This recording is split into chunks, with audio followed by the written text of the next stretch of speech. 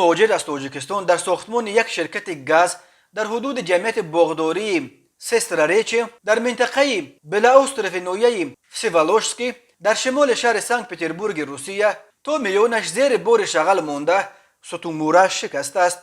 خبرگزاری اپراتیو پریکریتی خبر داد که روز 25 ماه سال 2022 تخمینا ساعت 15:00 دقیقه یک جوان 26 ساله زاده تاجیکستان را با جراحت ستون مورا و شکستن ستون مورا از قسمت میانش در بیمارستان به نام الیزاوتا شهر پترزبورگ بستری کردند. وضع او را طبیبان میانه وزنین ارزیابی میکنند. این مهاجر تاجیک به طبیبان گفته است که از بی احتیاطی خودش زیر شغل مانده است. از اول هفته جاری این علاقه سومین فلاکت وزنین در جای کار مهاجران تاجیک در روسیه است. دو حادثه ناخوش اول متاسفانه با مرگ 3 جوان تاجیک انجام یافت. هر سال بیش از 1 میلیون نفر یا قریب نصف اهالی قابل کار تاجیکستان برای تامین روزگار عائله‌هایشان به خارج و اساساً به روسیه میروند. هر سال در روسیه 2000 مهاجر تاجیک به علتهای مختلف میمیرند. یعنی به حساب میانه هر روز تا 3 مهاجر تاجیک در این ملک مسافری ترک این دنیا میکنند.